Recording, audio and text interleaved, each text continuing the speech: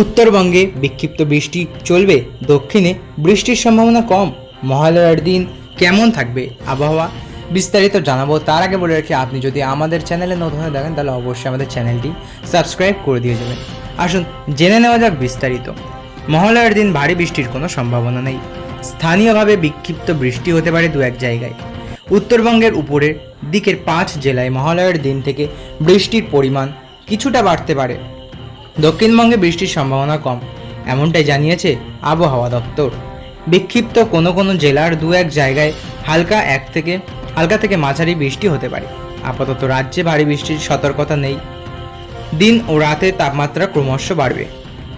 স্বাভাবিকের ওপরেই থাকবে দিন ও রাতের তাপমাত্রা। বিক্ষিপ্তভাবে বজ্রবিদ্যুৎ সহ মূলত হালকা বৃষ্টির সম্ভাবনা রয়েছে। আপাতত কয়েকদিন আংশিক মেঘলা আকাশ থাকবে। কখনো চড়া রোদের সঙ্গে জলীয় বাষ্পের পরিমাণ এখনও বেশি, তাই আর্দ্রতাজনিত অস্বস্তি থাকবেই।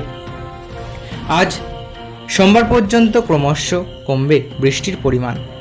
বুধবার থেকে উত্তরবঙ্গে বৃষ্টি বাড়তে পারে বলে অনুমান আবহাওয়াবিদদের। দার্জিলিং, কালিম্পং, আলিপুরদুয়ার, কোচবিহার এবং জলপাইগুড়ি এই 5 জেলায় বিক্ষিপ্তভাবে হালকা থেকে মাঝারি বৃষ্টির সম্ভাবনা থাকবে বুধবার থেকে। বাকি জেলায় বিক্ষিপ্তভাবে মূলত হালকা বৃষ্টির পূর্বাভাস রয়েছে। দক্ষিণবঙ্গে আংশিক মেঘলা আকাশ। বুধবার থেকে বৃষ্টির পরিমাণ কিছুটা বাড়তে পারে দক্ষিণবঙ্গের জেলাগুলিতে। বজ্রবিদ্যুৎ সহ মূলত হালকা বৃষ্টির সম্ভাবনা রয়েছে। কিছু জেলার দু এক জায়গায় বিক্ষিপ্তভাবে বৃষ্টির সম্ভাবনা রয়েছে। বাতাসে জলীয় বাষ্প থাকায় বৃষ্টি না হলে অস্বস্তি থাকতে পারে। কলকাতায় আজ সোমবার বৃষ্টির সম্ভাবনা কম। আংশিক মেঘলা আকাশ। দিন ও রাতের তাপমাত্রা সামান্য বাড়বে। বাতাসে জলীয় বাষ্পের পরিমাণ এখনও বেশি, তাই রোদ চড়া থাকলে অস্বস্তি থাকবে। মঙ্গল বা বুধবার থেকে দু এক পশলা হালকা বৃষ্টির খুব সামান্য সম্ভাবনা রয়েছে। আগামী কয়েকদিন বৃষ্টির সম্ভাবনা ক্রমশ কমবে। এখনই ভারী বৃষ্টির কোনো সম্ভাবনা নেই। আজ সোমবার কলকাতার সর্বনিম্ন তাপমাত্রা 29.1 ডিগ্রি সেলসিয়াস, যা স্বাভাবিক তুলনায় 3.1 ডিগ্রি সেলসিয়াস বেশি।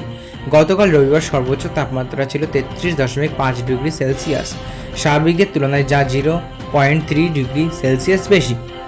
বাতাসে জলীয় বাষ্পের পরিমাণ 71 থেকে 95%। আগামী 24 ঘন্টায় তাপমাত্রা থাকবে 29 থেকে 34 ডিগ্রি সেলসিয়াসের মধ্যেই। বন্ধু রয়েছিল আজকের ভিডিও। আশা করি ভালো লেগেছে। ভালো লাগলে অবশ্যই একটি লাইক করবেন এবং আপনার কী মতামত তা কমেন্ট বক্সে অবশ্যই জানিয়ে যাবেন এবং আমাদের ফেসবুক পেজ হাইলাইট বাংলাটিকে অবশ্যই ফলো করে দিয়ে যাবেন। ধন্যবাদ।